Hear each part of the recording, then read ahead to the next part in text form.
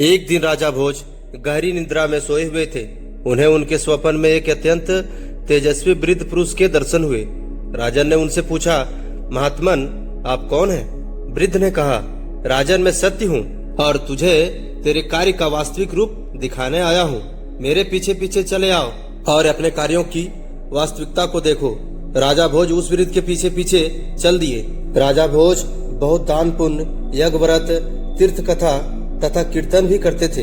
उन्होंने अनेक तालाब, मंदिर, कुएं, बागीचे आदि भी बनवाए थे।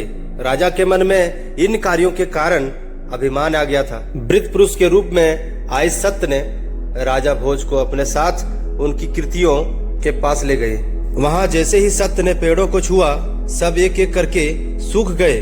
बागीचे बंजर भूमि में बदल गए। राजा इतना देखते ही आश्चर्यचकित रह गया।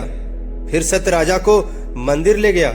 सत्य ने जैसे ही मंदिर को छुआ, वह खंडहर में बदल गया। वृद्ध पुरुष ने राजा के यज्ञ, तीर्थ, कथा, पूजन, दान आदि के लिए बने स्थानों, व्यक्तियों आदि चीजों को ज्यों ही छुआ, वे सब राख हो गए। राजा यह सब देखकर विक्षिप्त सा हो गया। सत्य ने कहा, राजन, यश की इच्छा के लिए जो कार्य किए जाते हैं, उनसे अहंकार की पुष्टि होती है। धर्म का निर्वाहन नहीं, कर्तव्य भाव से जो कार्य किए जाते हैं, उन्हीं का फल पुण्य के स्वरूप मिलता है और यह पुण्य का फल रहस्य है। इतना कहकर सत्य अंतर्धान हो गए।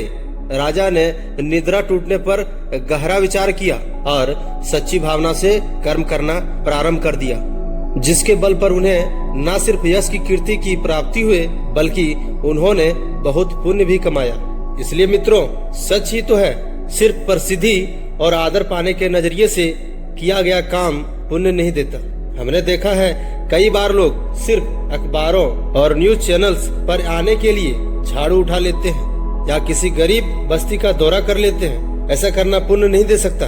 असली पुण्य तो हृदय से की गई सेवा से ही उपजता है, फिर वो चाहे हजारों लोगों की गई हो या बस किसी एक व्यक्ति की।